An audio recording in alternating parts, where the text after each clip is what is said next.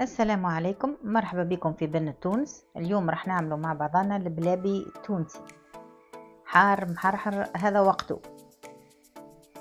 في الصحفة تاعنا نفتوا الخبز، نورمالمون يكون خبز بايت موش جديد تنهارو.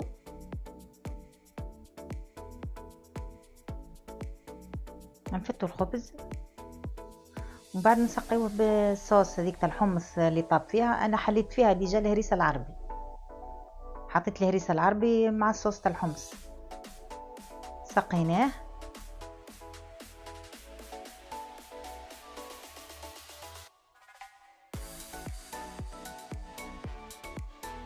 زدت له ثوم مرحي،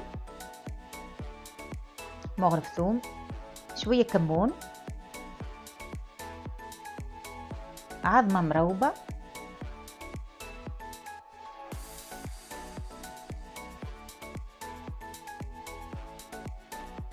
شوية ملح، رشة ملح،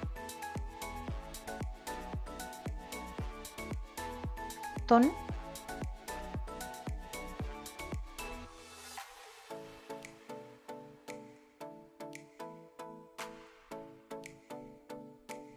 وزيت زيتونة.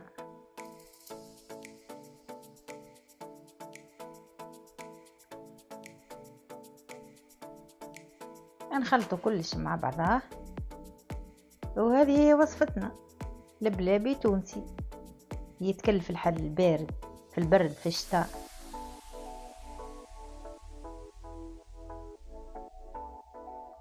ان شاء الله تعجبكم الوصفة، واذا عجبتكم ما تنسوش الاشتراك. سلام.